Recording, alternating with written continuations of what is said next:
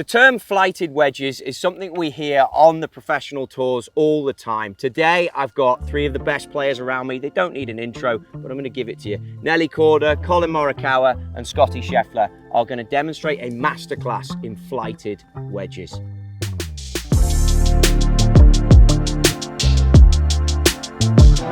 Scottie, first up, we're going to go to that back stick, slightly into the breeze. It's 106. That's what we're going to start. Do you think the greens are spinning or not? It's way farther than 106. It's 106. 106 from where I was stood right probably here. Playing 110-ish. So Collin, Get in his head. Collin, tell me the term flighted wedges. When you hear that, what do you guys think of when that term comes up? Kind of a flat ball flight. So obviously we see a lot of, when you watch balls on TV, you see the ball flight from behind. Yeah. And, normally when you watch it, it's an arc. And when I think flighted, I think lower launch angle, doesn't get up, and it stays underneath the wind. The reason why you hit flighted wedges, not only into the wind, but all the time, is because the spin is more consistent. You catch a better launch angle, better contact, and for us, that's like distance control. Okay. Yeah. I see you toying around with two different clubs here. Well, it really depends on how firm the greens are. Like when I'm hitting wedge shots, I'm mostly thinking about what I want the ball to do on the green, and most of that just has to do with spin. I think some people have a misconception that we're always trying to spin the ball, but I feel like whenever I'm hitting wedges, I'm actually trying to take spin off of it, especially with these fuller ones. So that pin, the green kind of slopes back towards us, and if the green sloped the other way, I could hit 56 because that's about my 115 club. And with this breeze, it's probably going to fly right on the pin. But if I hit it full, it's going to spin. So I'm taking a 50 now. Okay. So answer me this then. If it's 106 to that flag, how did you come up with 115 as the shot? How are you calculating that much wind? Feel. Just seemed like there's not much wind up there. No, but like so if that's my 56, since I'm hitting my 56 fuller, it's going to be a little higher. It's going to spin a little bit more. Yeah. But if I'm hitting this club, I don't need to play as much wind because it's spinning less and it's flying lower. So when you come into this, will you think about a yardage that you want to hit it? It was funny. We just had this conversation. When I practice, I'm always doing distances. And so I have my feel of what I think a 110 shot is, which I'll use about for this shot. But once I get in there, I just make sure I'm comfortable with that, and after that, I'm just looking at the pin and trying to hit it that. Okay. Now you guys got me overthinking this. 110, Scottie. Always a dangerous. Exactly overthinking, 110. right, for tour players. For anyone. Yeah.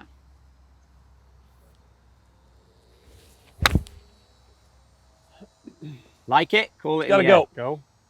Oof. Oh my goodness. Baby, come back. That was a nice kick.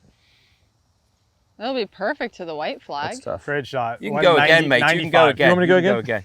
can go again. That was embarrassing. So the carry was 96 on Scottie, that. just a little more wind. So I clearly did not do my job there. Carry was how far? 96. No way. It's 106 and he's carried it 96 and then spun back. I should have cleaned the face. That'll be good. Come off. What kind of slope is this? So you allude there to what kind of a slope is this. At what point from this yardage are you aiming left of the flag, or are you always taking dead aim? I mean, you also have to take into account if the ball's below your feet or not. So your ball is definitely below your feet there. And with the amount of slope and carry, in a sense, like if you're going left and the wind's maybe a little bit more off your left too, you have to know what the carry is on the bunker because that comes into play. So you need a lot of numbers for this shot, really. You don't need No. quite as much numbers, but you need to know where you want to hit it, right? Yeah. So if we have a wedge, so with a lot of wedges, you want to play aggressive. You want to be closer to the pin because you're closer to the hole. But if you try and get too aggressive, you go left where Scottie just hit it, and he hits it the distance of his first one, you're in the bunker and you're possibly making bogey on, say, a short par 4 or a par 5. And look, ideally, if we're playing this to this pin, we'd want to be just underneath the hole, and you'd fly it directly behind the pin. That's a shot Scottie would never hit. I mean, it's working out. It's British Open. Oh, Go ahead, Nelly, dive in there. Okay. Right over the pot bunker. Yeah, right around the edge of the pot bunker. So when you played that shot there, you tried to draw that in there, right? That was what the intention was. I know you're messing around, but... The last one? Yeah. I was just messing around. What's the actual again? It was 106. 106. 112 exactly, Nelly, just for the feel. I'm gonna hit a pitching wedge. I'm gonna hit a flighted shot in there. I rarely ever hit my shots full, so I'll typically always club up and try to hit a little feeler in there. And the wind is a little bit, now it's off, it's dead into, but the ball is below my feet. So I'm going to probably aim it at those 3 trees in the back that you can kind of see distinctly behind the pin, just left of the pin. Yeah, okay. Yeah. Would you, and is the 3 trees tight enough, or if it was game situation, would you be going at like one of the trees? No, the 3 trees is tight enough for me. Okay. Because I'll just dial into that. I won't even look at the pin, and I'll try to hit just a straight, maybe baby draw into that. And I know that the slope is left to right, so I'll try to take the slope. Okay. Are you drawing it or fading it? I draw. I don't fade. If I fade, that means I've hit a bad shot. Yeah, I'm a draw. Yeah. Good enough. Took a mental note of that. I'm hitting a lot of bad shots.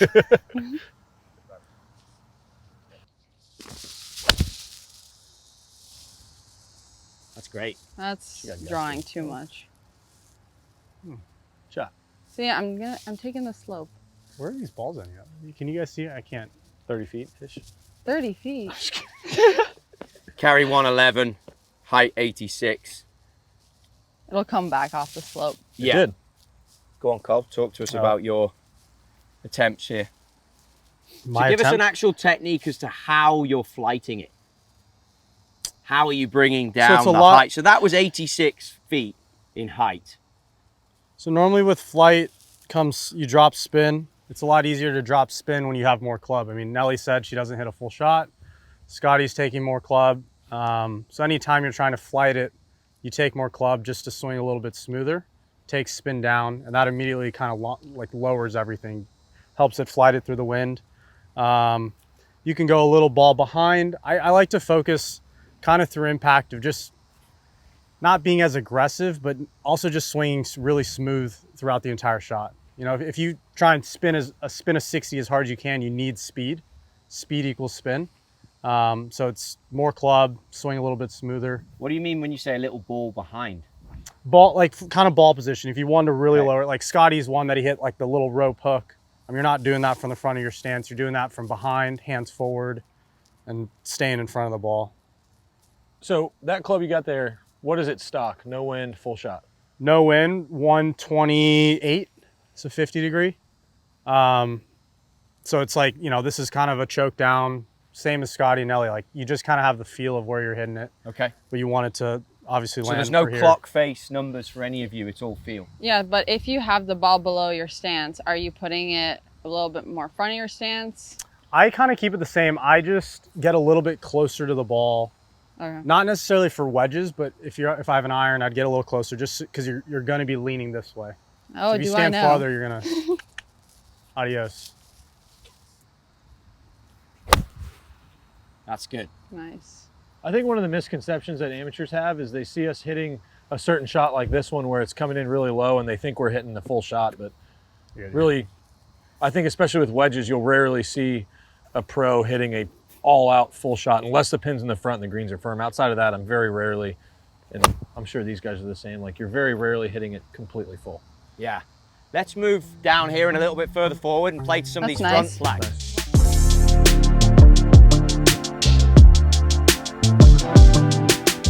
67 front pin. Yes. Talk us through this one, Nelly. I probably would not flight this one. Okay, you would not flight this one. No, Why? because I would just play the wind. Okay. Because it's a front pin and I'm trying to land it soft. Okay. So I would play probably, you said 67? Yeah. 67. So I would say it's probably playing mid to high 70s. Okay. And I would just hit it. So that's a good segue to the question that you just made a comment before we moved to this yardage, and you said I hit full shots to front pins for spin. Is that what you said?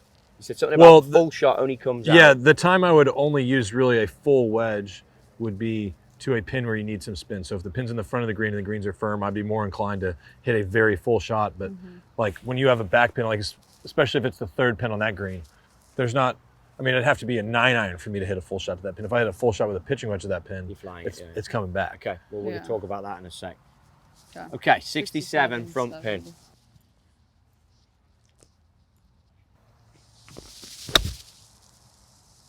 There it is. Get in. One take. Nice. Perfect. Filled. Get in. Get in. Go. Oh, Come on. Go. Oh. Go. Good stop. That was great. Typically, if I play it like that, I'll play for a little bit of spin, for Yeah. a little bit of rip back. Yeah. Because if it's on the front of the green, you don't want the big jump forward and the stop. You kind of want it to come back. I feel like that's a safer route for me, especially on firmer greens. And by hitting the full one, you don't get the big jump, right? Because the apex is higher. So you get well, the by one. by hitting the full one, I know that I'm going to get a little bit more spin back. If I hit, like, let's say a 54 in there, I just know it's going to jump forward and stop. Got it. And I don't really have enough room for that in a front pin. Yeah. And Scotty, again, that's why I was going to ask what yardage now on this front flag. You was talking about full shots. This surely isn't a full shot for you. No, it's not. But like if I wanted to add spin, I'd probably do it since we have wind in our face. If I wanted to have more spin, I'd just use the wind and I'd hit it higher. Yeah. And so like there's a couple different ways you could hit it. I could hit like a low 70s shot and it would be about 5 yards of wind, and I could hit one, you know, almost to 80 and just have it spin. Okay. Probably should have a normal one for now.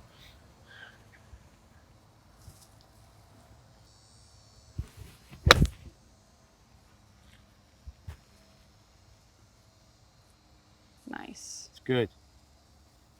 Spun a little bit. Do you think the standard now with this flag, are your expectancy levels tighter on 67 than how much closer do you want to be at 67 versus 111 or 107 or whatever we started at? I think inside 100 yards, that's kind of like your scoring range. Like you want to get inside 10 feet. Okay. How much practice time do you put into this part of your game? Good amount. A lot. Yeah. Yeah. In compared to approach play and driving? I mean, definitely more. I mean, you're going to have a lot more wedge shots. You know, someone told me one time, it's like, you know, majors are a lot tougher, right? So if you miss it offline and you got to lay up, it's nice to have the confidence that if you have a wedge in your hand, you can still believe that you're going to make par. Okay. So knowing when your wedges are really good, it kind of takes a little bit less stress off other parts of your game in a good way, right? So it's an important part for the Yeah, rest of it. absolutely.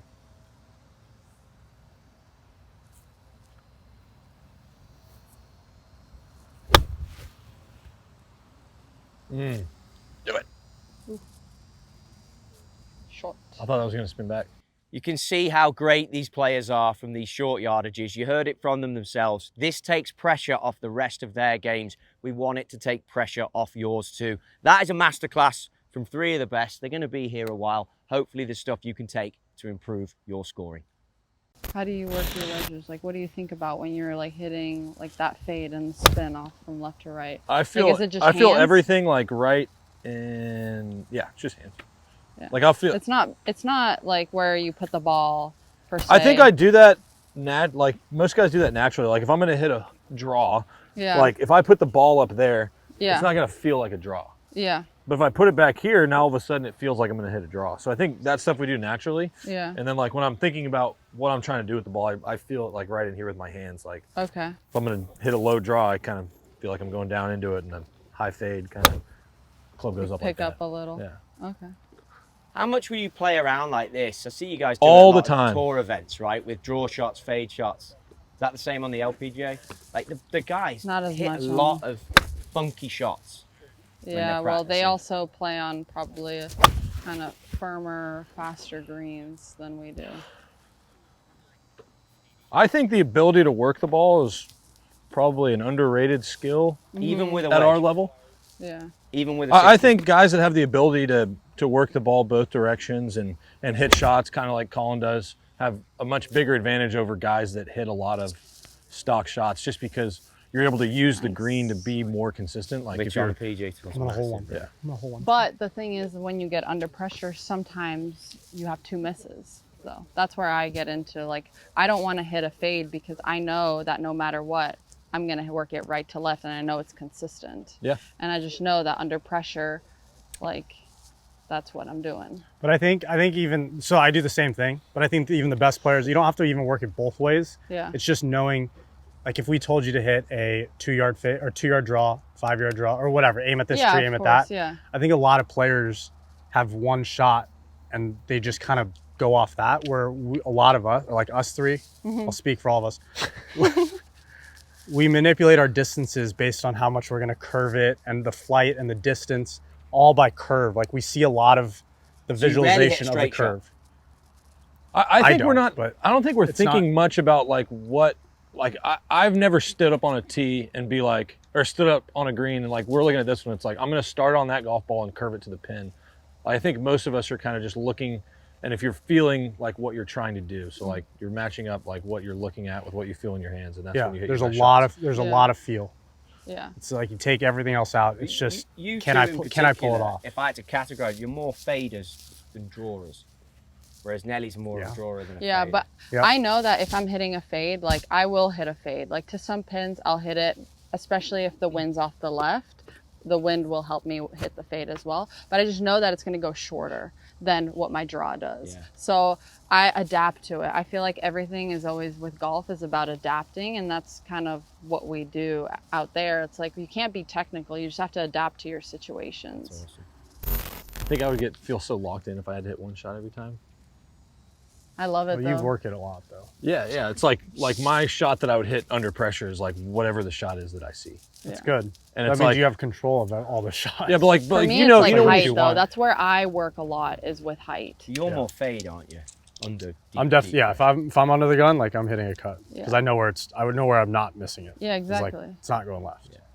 I think a lot of people have to take something from that. If they're listening to this as a casual golfer, when I talk, not to you two, I leave and I'm like, there is one What'd I shot. say? Because you freaking do a lot, but there's Very always nice. one shot. Yeah, exactly. It's a lot. For the guy that plays once a week, that's massive. Well, you're playing your percentages, right? Nelly and I play the one shot because we know where we're going to miss it. Scottie plays the correct. Like if in a perfect world, you'd be able to hit every shot, Yeah. and depending where the pin is, that's playing your probabilities up, right? Like percentages. We're not running through percentages, but like we know what the proper side is to miss and the proper side. So when you have a left pin and you hit a draw, normally you're going to be taking, one side out, and that's going to be where you want it. So Yeah. it's all It's all You're about just playing- percentage play. yeah, you're like that's what exactly. sometimes my caddy and I were on the golf course and we're like, okay, I'm not feeling great. Maybe I'm not hitting it great that day. And I'm like, okay, what's the percentage play here today? Yeah. And we'll talk about that. Yeah. So, yeah, every day you wake up, your body feels a little different, your hands Yeah. feel a little different on the club, and it really just depends on yeah, how you're feeling. you can visualize it. Sometimes yeah. just don't Sometimes you can't execute pull it off. Yeah. Sometimes it is That happens all the time. I stand up there, I'm like, I know Thank what the you, shot guys. is, but I'm gonna hit it to that part of the green over there. very hard to hit. Perfect. Thanks, guys.